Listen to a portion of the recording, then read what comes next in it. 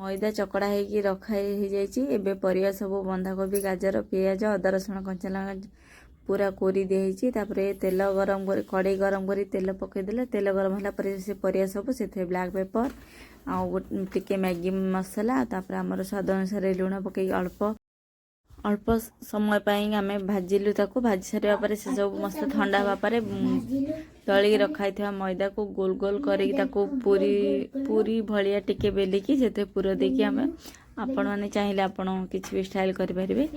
तो मो भौणी से मोदक टाइप चेष्टा करी पूर देकी किंतु भलसे हैनी किंतु जहाँ भी हो कष्ट मष्ट जमी भी हो लगी पड़ी से बहुत परिश्रम तैयारी करथिला मोमो तो किछिटा सेप से कर सारा कला परे सब एमती कर गोटे गोटे कर सब आमर प्रस्तुत है मम्मी मो झील मो भौणी समस्त लगी पड़ी थे तो फाइनाली मोमो प्रस्तुत हो सारा पर आमर इडली